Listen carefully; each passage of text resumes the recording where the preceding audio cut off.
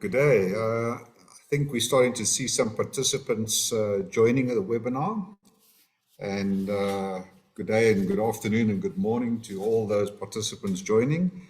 We will give it another 3 or 4 minutes before we start, just to allow everybody to log on through the various internets. Thank you.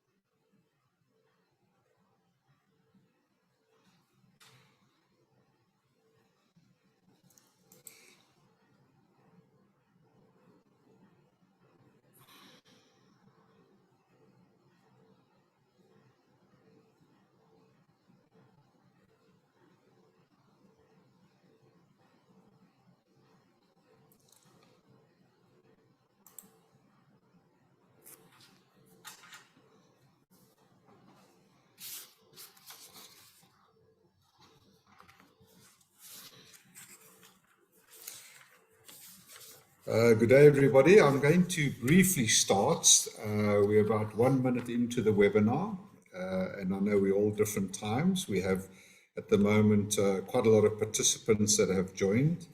So welcome to everybody from around the world. This is a QPQ International webinar, and today really focusing on the tax attributes and long-term debt, and also, how can it create value for your green energy project. We have 2 distinguished speakers, Will Hogan, who you can see, and Stephen Brown, who you'll see a little bit later, which will be doing the second part of the presentation, and I'll cover that now. And I'm chewing some time here, trying to get some time up. I see we still got a couple of people joining, and then I will officially start with the webinar. I'm based in South Africa. My name is William Zeelie. I'm a curator, senior curator at QPQ.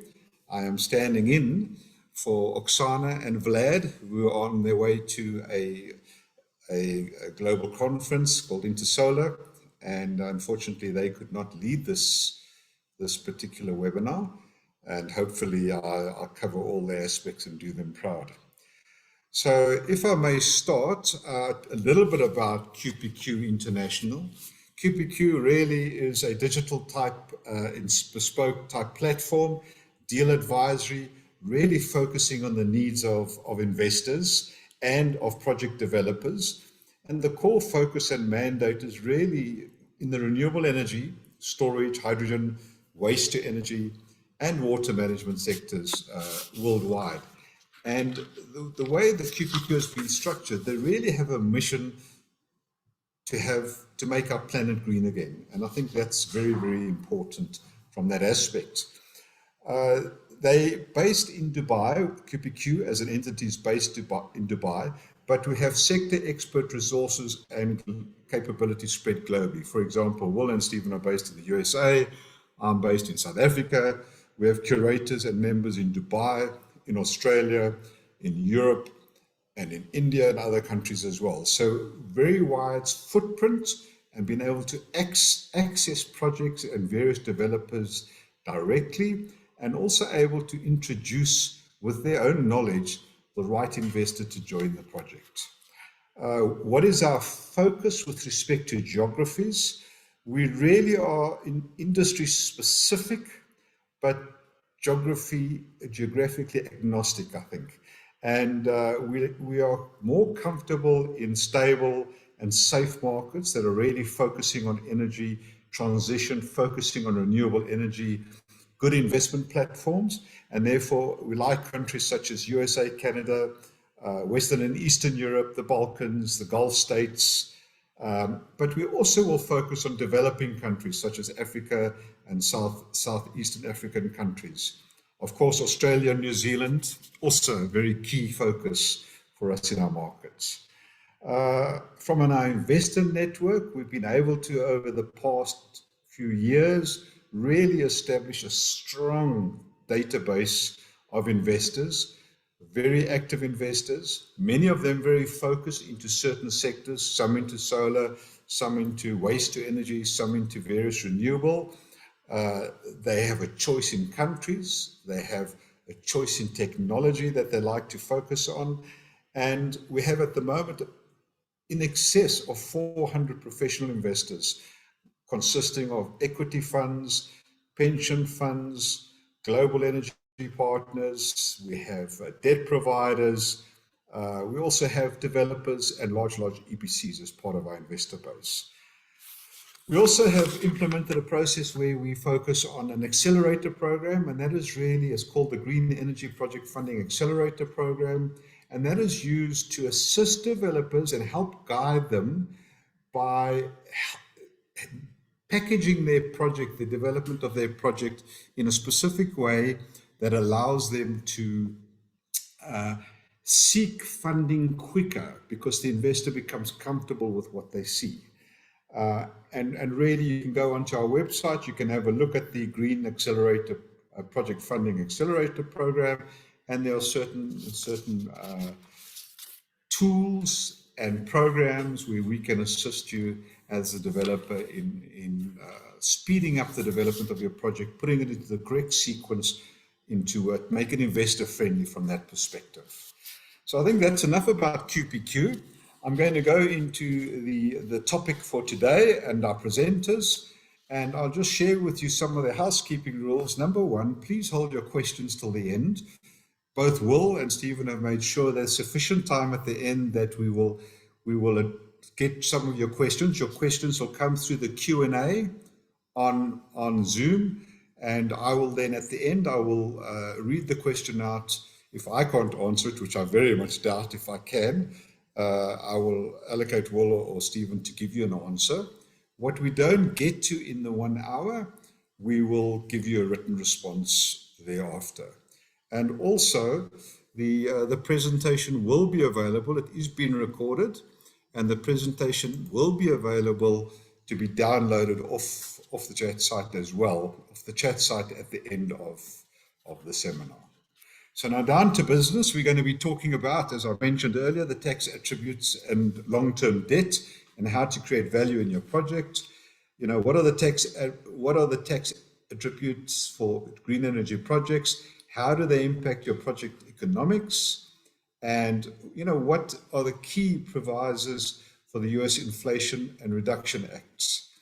We'll also talk at a later stage about the optimal mix of equity and debt. What factors influence project financing, of course? What sort of debt service coverage ratio would you be looking for or should you be looking for? And what the types of loan and security instruments. So let's start off with our first speaker. Will, as you can see his handsome face over there, having a glass of water to get ready to talk. He's based in the United States of America. He's also a curator and deal advisor for QPQ. His focus is North America, South America, and the Caribbean islands. He holds an MBA from NYU Stern, and AB in Public Policy from the University of Chicago, the Chartered Alternative Investment Analysis Designation, and the Sustainable Investment Professional Certificate from Concordia University in Montreal. His key focus really is building of community and collaboration in impact, focused on capital formation for impact businesses, projects, and funds, and provides capital introduction services as a managing director at Emergence LLC, a FINRA-regulated broker-dealer. Recent focus impact themes include energy in the environmental, climate tech, sustainable food and agriculture, health and wellness. He has driven new business initiatives within and across organizations at firms such as Amalgamated Banks, Atos Capital, Morgan Stanley, and Ernst & Young. He also serves on the board of directors of Jenga Ventures.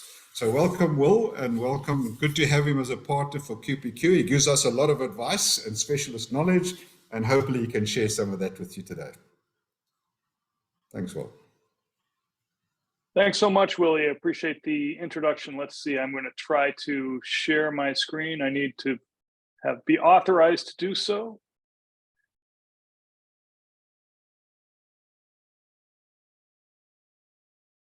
Okay, great.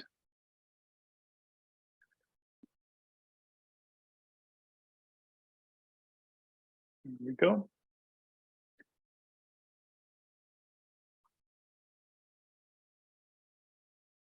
Okay.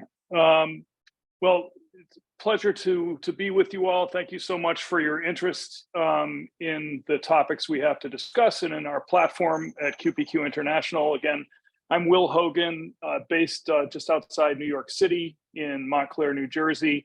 I've been with the QPQ platform for about 2.5 years now. And just to be really clear, my focus in this discussion is on tax attributes, in particular the tax benefits of in the U.S. market for renewable energy projects, in particular those that were brought to the fore and amplified by the Inflation Reduction Act that was passed and signed into law by President Biden last August.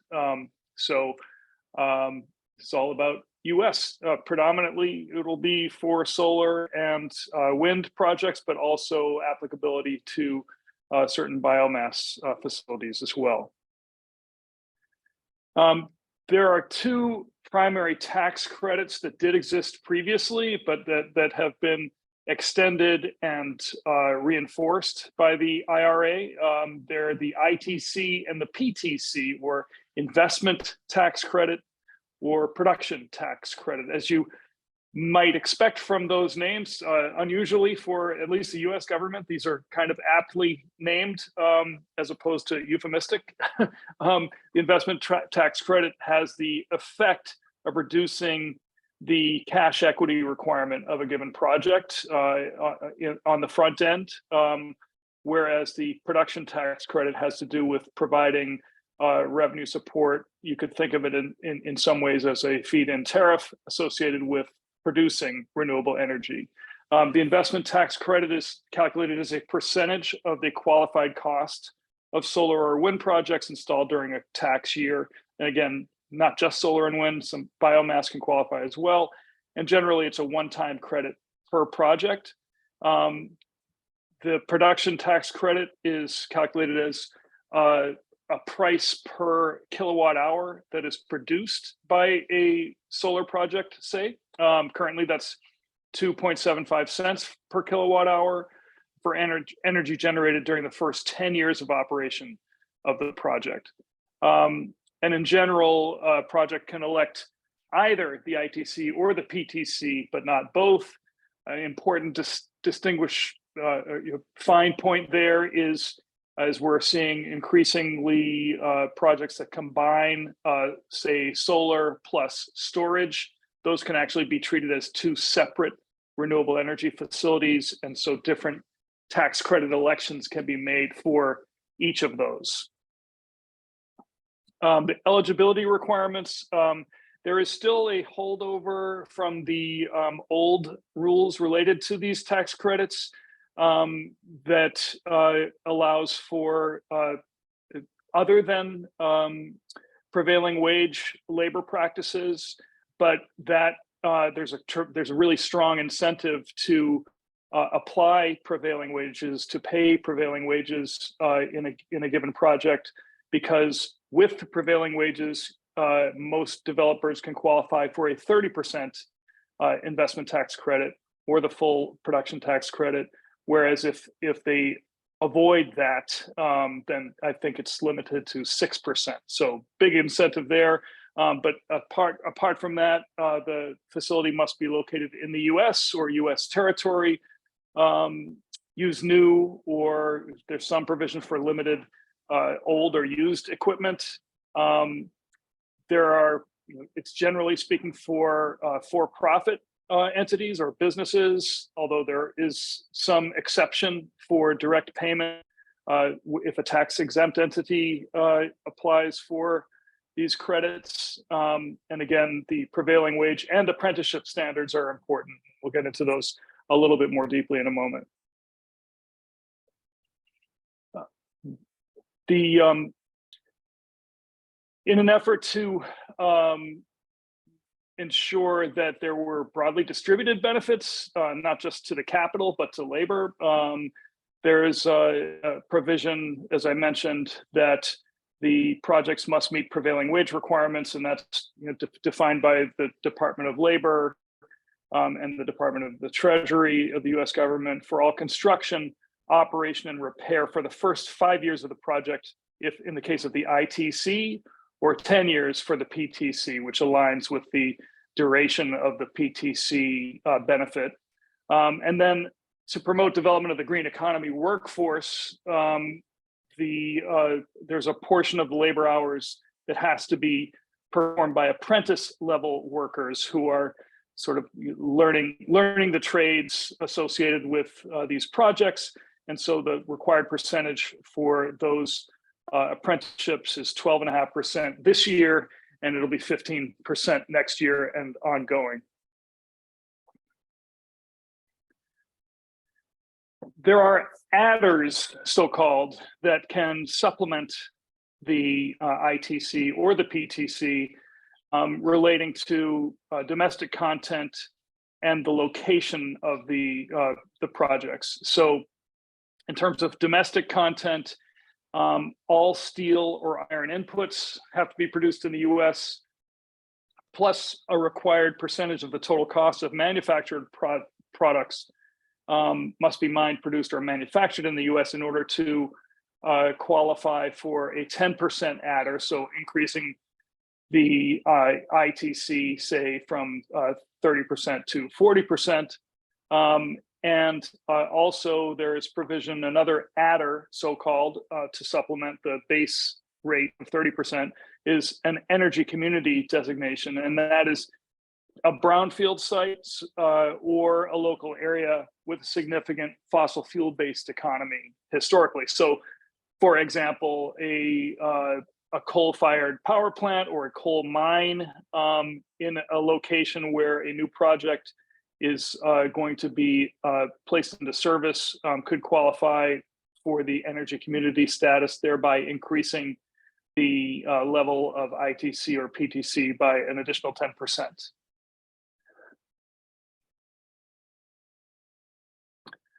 There is another benefit which maybe is of less interest to this audience, but for smaller projects of 5 megawatts or less in a low-income community, or on Indian land, can receive a 10% bonus investment tax credit adder, or in the case of what often is referred to as community solar facilities in low-income places or buildings, there's a 20% adder that can be applied. The accelerated depreciation remains in force, and there is an interaction between the tax credits and the depreciation to be claimed. This is, as you might imagine, a very detailed provision that along with all the other elements of these tax credits and benefits. We are not providing expert advice here. You are well advised as a project developer or investor to seek the counsel of tax advisors and attorneys that specialize in these things.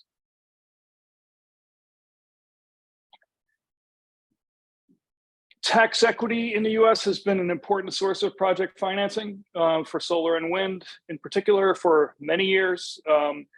The Inflation Reduction Act included a provision for transferability of ITC and PTC derived tax credits, which is an important development that makes the choice of who is going to own the tax equity, ultimately who's going to be the tax equity investor, can be deferred or changed later, as opposed to all having to be worked out on the front end, which has historically been the case. So in theory, this provision means that tax credits can be sold even after a project has been placed into service, and potentially for different parties for different tax years.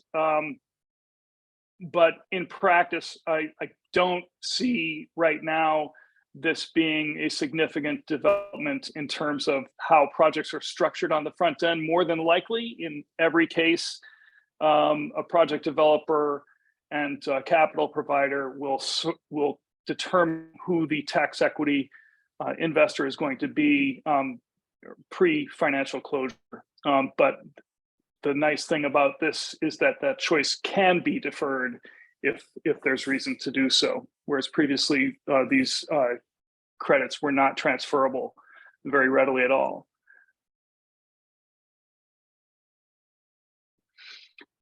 The provisions of the IRA will be in force for 10 years. They'll start to phase out in 2032, or once the Secretary of the Treasury determines that greenhouse gas emissions associated with US electricity production have been reduced by 75% from last year's levels.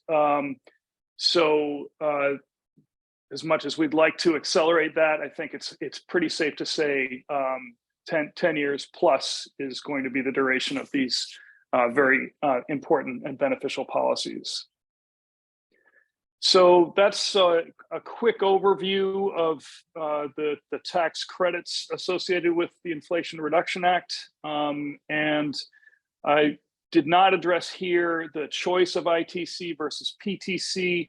I think that there are multiple factors that are going to be situation specific that investors and developers and their advisors will need to consider in choosing which approach makes more sense for their projects.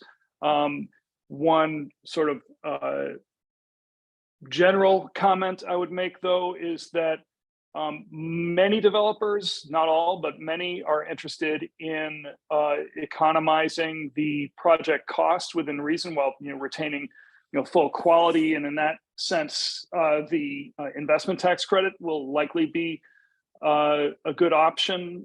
If it's a long-term hold, then there's probably more of a comparison that most investors and developers will make between the ITC and the PTC, because there certainly are significant benefits if you're holding for, say, going on 10 years or more of the life of the project. You'll benefit from the production tax credit on an ongoing basis. So that's what I have for now. Appreciate your attention, and I will turn it back over to Willie.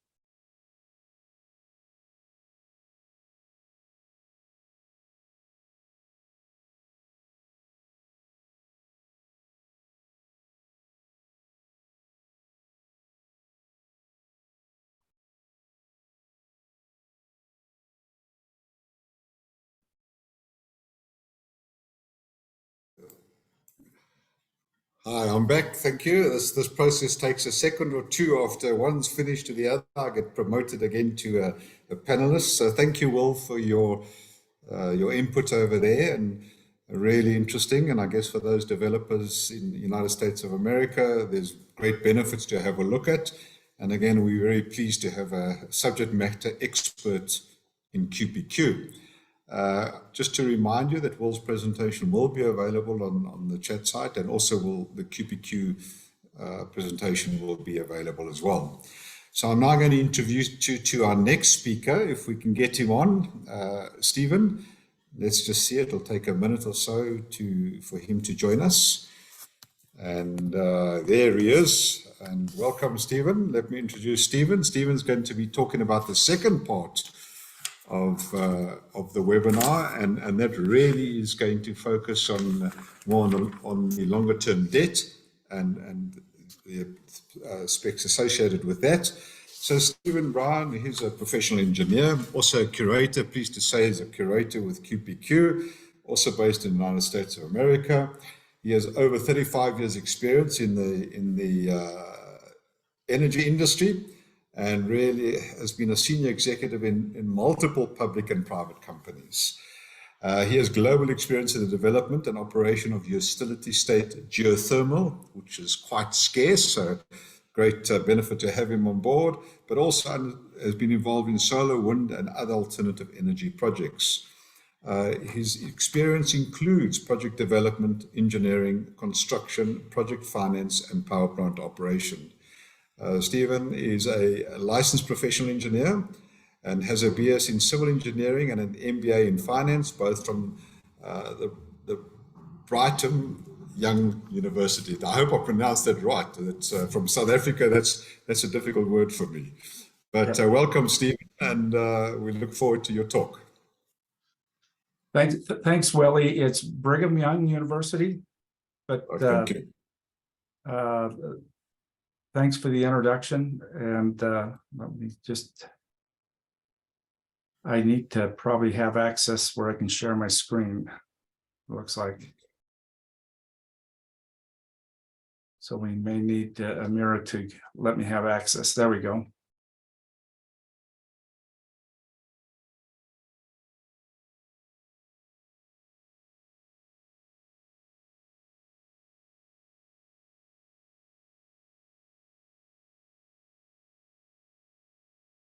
Okay. It's a pleasure to be with you today and share some of my experience with long-term debt. There are a tremendous number of ways and sources of long-term debt. Part of my objective is today to sort of give you the underlying fundamentals that are sort of key to almost any type of debt financing. And then also sort of give you a little bit of a granular experience on how it can increase the return to you as an investor and a developer.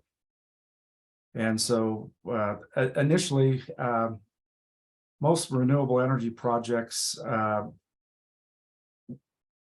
a mix of equity. I will talk a little bit about tax equity and debt financing. And they're a natural candidate for this for several reasons. The sources of long-term debt come from banks, regional, international banks.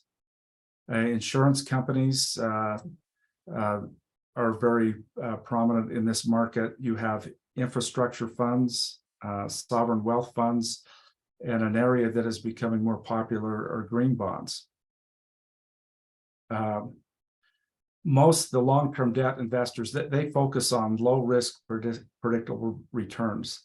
And you'll be rewarded for that if you can provide that low risk, because they provide low interest rates. I talked about the fundamentals of what makes renewable projects attractive to debt financing, and they traditionally have high capital costs up front.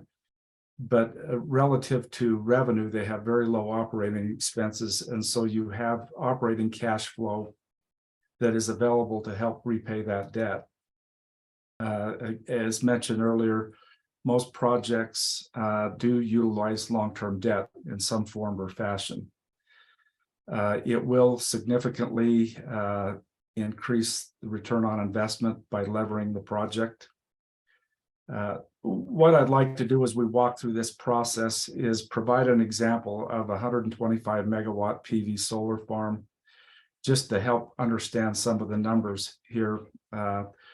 Rough capital budget of $90 million, other costs, 4.5 closing costs, legal fees. So project budget around $94 million, annual generation.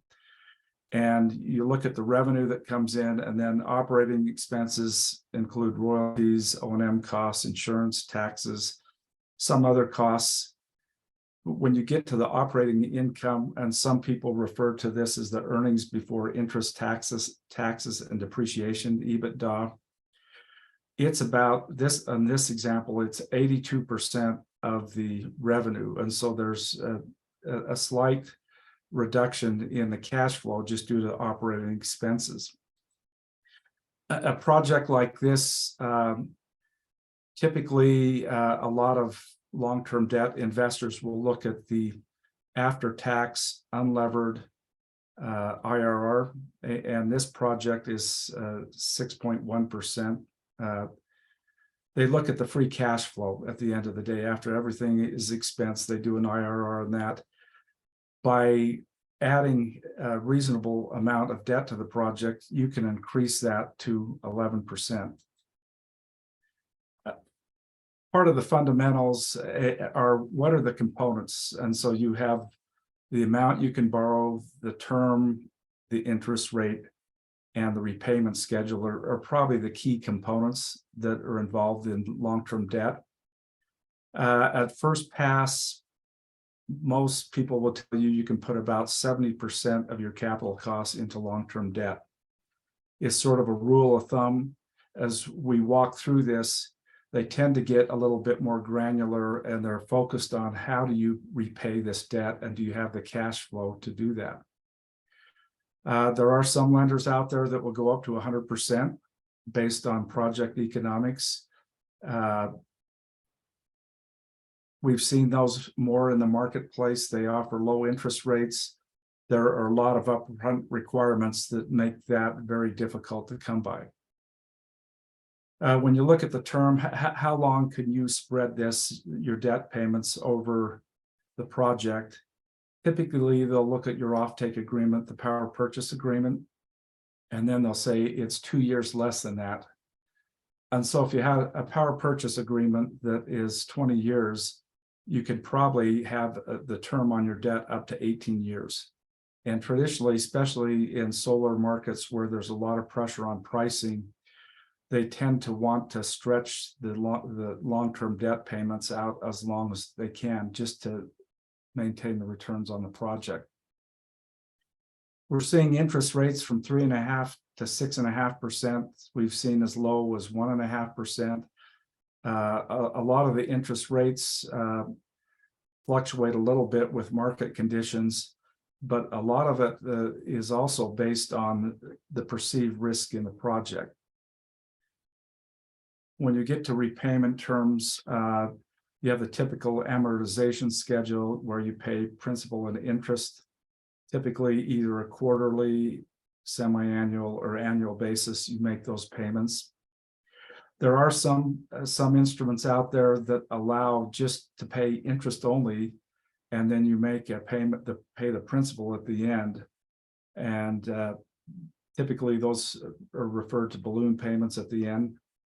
You can also do some financial engineering and not pay all the debt off and refinance at the end of the loan. One of the interesting features that is offered that helps a lot, sometimes they will cover, the long-term debt will cover construction financing. And what they will do is offer a grace period, and that's a period where you don't have to make any payments. And some of them will go up to 3 years. I've seen one as long as 5 years. And so if you have a project that is takes a little bit longer to build, it allows you a little bit more time where you don't have to make payments. It also allows the project to get up on its feet and start generating cash flow. Typically, though, interest is accrued during that period. So next question is, how much debt can you put on a project? And so my example here, we started with the example I had earlier where we had an unlevered, no debt after tax cash flow of 6.1%. I picked 75% of the initial capital budget. So you can put about almost $71 million of debt on the project. 20-year PPA, your term is 18 years, an interest rate of 5%. The annual debt service payment is $6 million, and that is interest and principal. And one of the things they look at, so we pick 75%, is that going to be reasonable? And one of the things lenders look at, and you can also look at in your modeling, is what they call the debt service coverage ratio. And that's the free cash flow after operating expenses. And so in my example here, we look at the EBITDA, which is $9.65 million a year, and the annual payment is $6 million a year. That results in a debt service coverage ratio of about 1.59. Solar projects, very good solar projects, that debt service coverage ratio can go down to 1.25. And so that allows you to maybe put more than 75% of debt on the project. Under this example here, we've taken the owner's return from 6% up to 11% just by putting project debt on it. One of the questions you always have to ask is, does the project financing include the construction period finance, the time it takes to construct it? More and more with the timelines of solar projects, especially that can be built very quickly, they include that. You take a biomass project or a more complicated project, that's something as a developer you have to look at and figure out how you can provide that financing during that period. So as I mentioned earlier, if you have a project with good credit, you know, it will accommodate more debt. And so what I've done here is I've assumed, okay, we can get 90%, maybe we take it up to 90% debt. And so now we can borrow 85 million. The project equity will be 9.5 million. You reduce that, but your debt service coverage ratio has now been lowered to 1.28, but it's still above that threshold. And so there's an opportunity that as a developer, you may be able to put a lot more debt on your project. What happens, that now increases the return to the investor, the equity investors and the owner. It takes it up from 6% to 18, almost 19%. Significant increase. And again, a lot of the projects, renewable projects, are very conducive to this type of financing because of the predictable returns on the project. Always, and I likened it, if you're going out to buy a car and you're going to borrow money to get the car, the bank you're borrowing the money from looks at you personally and says, how are you going to repay me and what's the probability? And they actually adjust the interest rate and terms on the car. The principle is the same when it comes to long-term debt. Initially, a lot of projects, they'll look at country risk. You'll look at United States, Canada. There's a lot of places where country risk is not an issue. It's a stable economy. You have certain locations around the world that the country risk goes much higher, and you start to limit the number of investors, the debt providers that may invest in the project, but also it may increase your interest rate or other conditions on the loan. Probably the key provision that most debt providers look at is your power purchase agreement, and they look at the provisions of the power purchase agreement and the credit rating. And one of the things that we run into quite a bit is people that want to go into the merchant market. And because you go into the merchant market, there is not good predictability on what your income stream will be. And that will severely limit how much debt you'll put on the project. Now, good developers, they'll put hedging mechanisms in place, but typically most long-term debt providers, they like that power purchase agreement. They like to look at the provisions. You know, what are the curtailment provisions? Does the utility have the right to not take power and not pay for it? And how much is that? In Western United States, curtailment is becoming more and more part of the PPAs. A lot of other places, they're take or pay contracts. So regardless if they take it or not, you get paid. They look at performance requirements. You know, have you met the minimum standard for the PPA? And you know, what are the performance requirements over time? And if you don't meet those performance requirements, what are the cancellation provisions? And again, the reason they look at that is if they're going to make an 18-year commitment, they want to know that PPA is there for 18 years. When it comes to credit ratings, you've got traditional credit rating companies, Dun & Bradstreet, Moody's, Fitch. Couple examples, Arizona Public Service, Fitch rates them as a BB, B+. And that's right probably near the minimum of what is acceptable for most long-term financing. You get into lower areas that it creates problems and they're not as comfortable. I use the city of Anaheim as an example. Their Fitch right now is A+.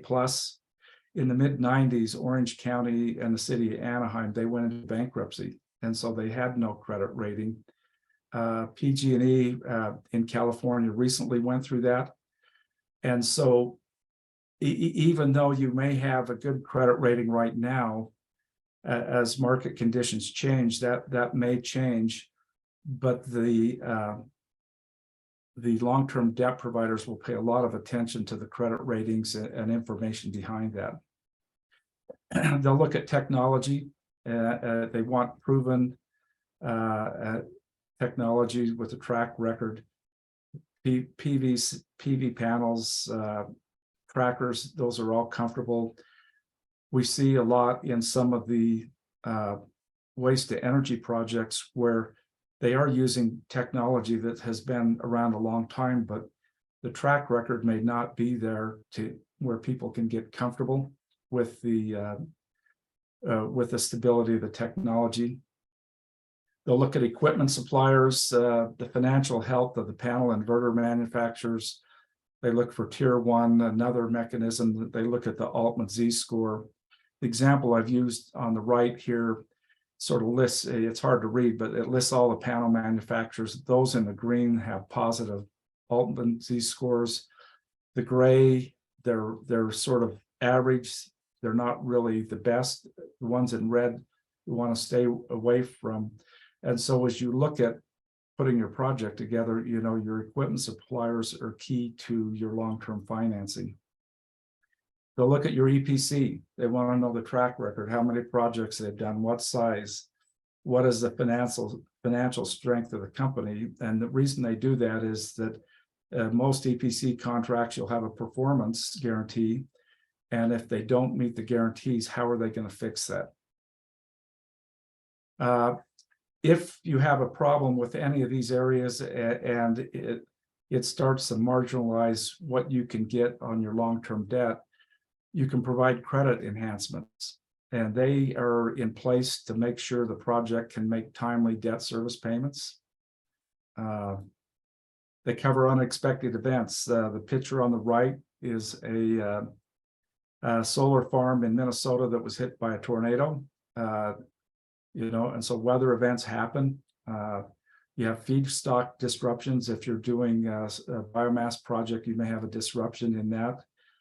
There could be issues with the grid, being able to get access periodically. Your plant may have technical problems, or the utility, for whatever reason, decides that they can't make the payments. And so you have all these unexpected events. A common method to address those would be lost income insurance.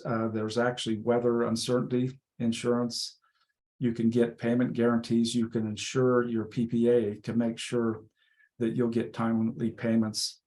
The insurance companies have been very creative, and there are a lot of products out there right now to help basically guarantee the cash flows to the long-term debt provider. Another mechanism, you may be required to set up a reserve account where you put a certain amount of money, and it may be one or two quarterly loan payments in an escrow account, and it sits there, and it's there just in case there's an event where you as a developer or owner cannot make the debt payment. Other mechanism, a lot of people used to like to secure the assets on the project. It's becoming more common that lenders require a surety bond or a letter of credit. They'll also look at the owner's balance sheet, and from that standpoint, so they have some guarantees on how they're going to get paid. Just other considerations, when you bring on a long-term debt provider, they become your partner. You know, they're just like if you have other equity investors in there. They become your partner, and you have to have good relationships and good communications with them. Most likely you will have quarterly and annual reporting that has to be made. You'll have notice provisions. You know, if for some reason you had an accident on the project and someone was injured, you may have to provide timely notice to the debt provider. Other issues, say if you have an insurance event, they like to know these things, and in the long-term debt agreements, there'll be notice provisions. If you're going to sell the project or you're going to bring in a partner, they're going to want to have approval rights of any assignment or sale of the assets. The last part that is maybe a little bit different, or you may be used to that, it's that you'll have a structured distribution process, and they refer to that as a waterfall account. And essentially what that is a process where as money comes in, and here's an example. Say you build the utility 2.8 million for the quarter, that money, when they pay that, goes into a lockbox or an account that's specifically set up for the project. And then there is an orderly mechanism where the operating expenses are always paid first. And then the next payment that comes out of that waterfall account is the debt service. So the interest payments, they take their money next. If you had a reserve account on the project and you had to dip into that, the next amount will be to replenish that reserve account. And then at that point, that the remaining funds become available to the owner, and if it's capital improvements or if it's distribution to the partners, you're the last in line to get paid. And I think that's my point. So they become your partner, but they tend to get a priority on the cash flows. Just in summary, long-term debt can greatly enhance returns on a project. If you're a developer with renewable projects, you always want to consider that early on, and as through the development process, make sure you're not limiting yourself as you move ahead. There's credit and risk factors in your project that you want to try and minimize, because then you'll get a much lower interest rate and better terms on your loan. And then if your project doesn't have a perfect credit rating, there are credit enhancements that help address the credit and risk factors. And finally, my last point, there are many options and sources available for good projects. I don't know how many different options there are for long-term debt financing, but there are a lot out there. We see a lot. We recommend a lot into our developers, but there isn't one specific option to consider. I think that's the end of my presentation. I've appreciated your interest and look forward to your questions.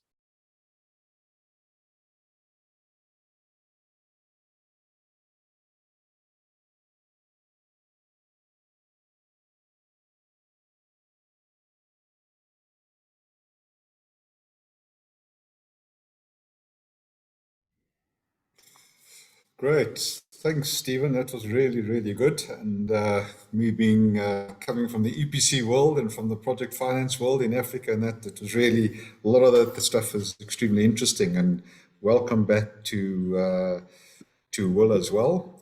So we have a couple of questions, and I'm going to read out that we want to focus on. I think the first one, I think, is for Stephen. And really, it's a little bit about the impact of the interest rate. It's increased all over. It's increased, obviously, in the United States, in Europe, and everywhere. What has been the increase in the project financing and the debt? It depends on the source.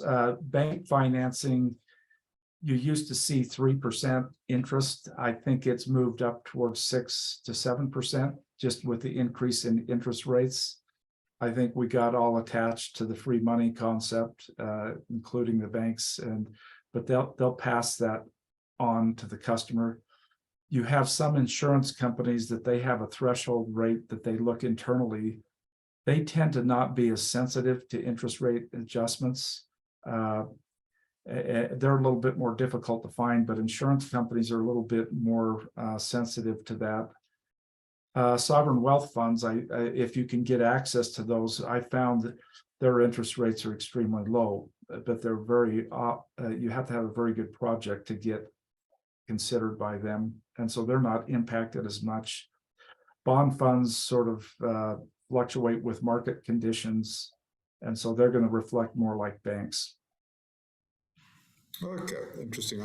Just a quick caveat on that. I mean, obviously, once you got the long-term debt and you have it into your project, and let's say there's it's a 18 to 20-year payback period, shorter than the PPA, and the interest rate fluctuations up and down. How is that written into the contract, Steve? Typically, they're fixed rate. And so if you lock in at 4%, you're there. What is common is if you came in at, say, a 6.5% interest rate, and you're 5 years down the road and rates drop down to 3.5%, most of the time you'll see renewable developers refinance their projects and take advantage of the lower interest rates. And so repayment provisions are always something to consider when you do a long-term loan. Okay, well, thank you. All right, one for Will over here. If the tax investor invests a dollar of his tax money, how much will he get back from ITC and accelerated depreciation benefits? Interesting question. I think it's going to be facts and circumstances based. But something that I did not touch on, but I think is important and related, is just what is tax equity, and how does it relate to the ITC and the PTC? So the investment tax credit and production tax credits are not available until the project has been placed into service. So after commercial operation date, and then it's tax year dependent. So what has to happen is a developer that would like to utilize tax equity needs to find an investor that is basically willing to buy the ability to avoid taxation based on the amount of the tax credit in advance of being able to realize that, to utilize it. So the tax credit investor would come in, say, for the 30% of the $1 project cost, and then realize the benefit of that after the project has been placed into service. So there's a construction period for which they would not be receiving benefit, but then they would, depending on how it's structured and whether it's ITC or PTC based, they would realize the benefit for a period of years thereafter. So that's not a numbers-based response, but that's kind of how it would work. Stephen, you might have a better answer to specifically address the question. Yeah, typically what we've seen is that a tax equity investor will take the ITC and the probably 90% of the ITC and also the depreciation benefits. And so, but a metric they use is if you have $100 million or dollar for dollar. So a good offer would be $1 for dollar. You'll see some people offer 90 cents on the dollar for ITC. They do their financial calculations on the back end, and the depreciation is where they do quite well. But I think the key point there is that you can bring a tax equity investor in at a certain point during the construction process, and they'll pay a certain percentage down. It won't be a lot. The tax benefits don't become into effect until the COD date. And so you'll see significant tax equity payments at COD, but you may not see much before then. And okay. I don't know if that answered it, but thanks, Stephen. No, let's get on to one or two more questions here. This one I think is also for you. We are one of the EPC companies into solar, wherein we work on negative working capital.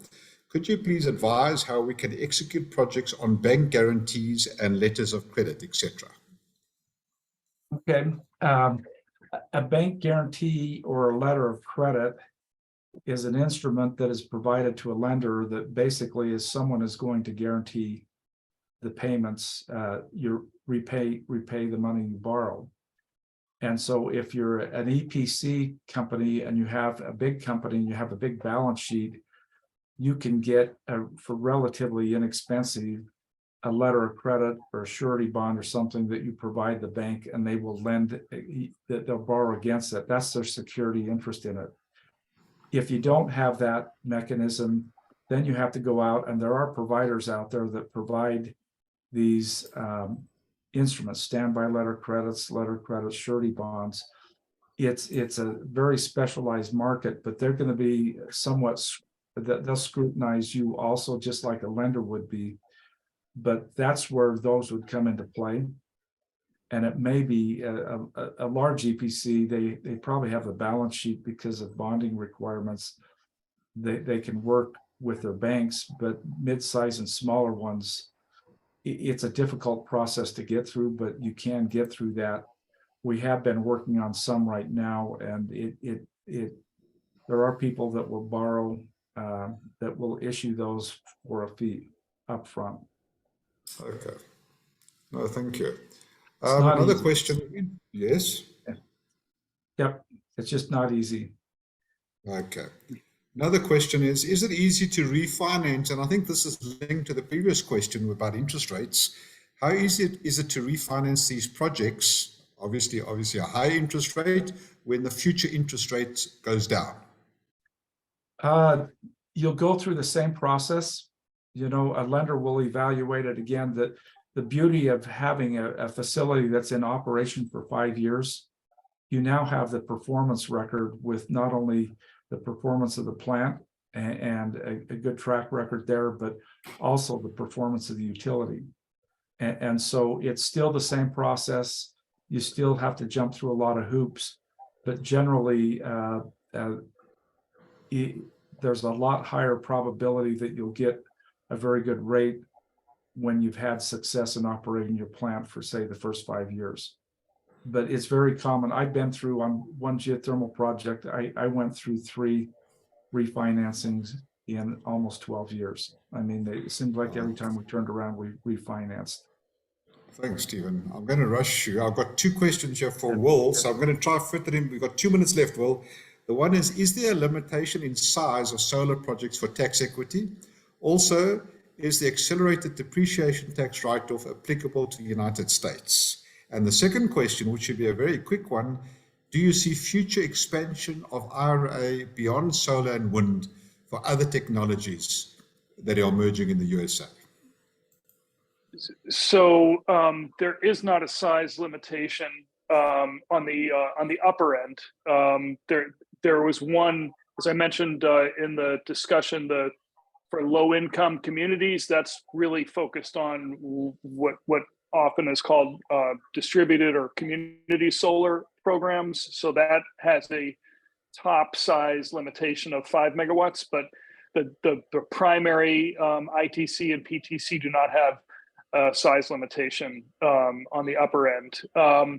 And accelerated depreciation is absolutely available for U.S. investors and U.S. projects. And the second question, sorry, Willie, one more time, real quick. The second question, now you got me going there. I think it was, now you got me. It had to do with expanding it into other technologies. Oh, yes. So biomass is now eligible for biomass to energy, waste to energy programs are now eligible for tax credits, which was not the case prior to the IRA, as I understand it. All right, I think we've run out of time, everybody, and I'm going to call it quits there. We have a number of more questions, and I'm sorry we didn't get back to you, but we will take your details and we will answer these questions and get back to you on that. Also, please, really pleased to have Stephen and Will sharing their knowledge with us and spending their time. Again, please, Stephen's PDF or presentation is on the chat site, and so is Will's. And also, please reach out to us, any of us as well. We will happily be in touch with you if you have any specific questions for this. So I think time is exactly on time. I think thank you really much for joining, everybody, and we really appreciate. We will be doing another webinar in the near future, and you will be well notified of that. And that's the clock telling us it's time up.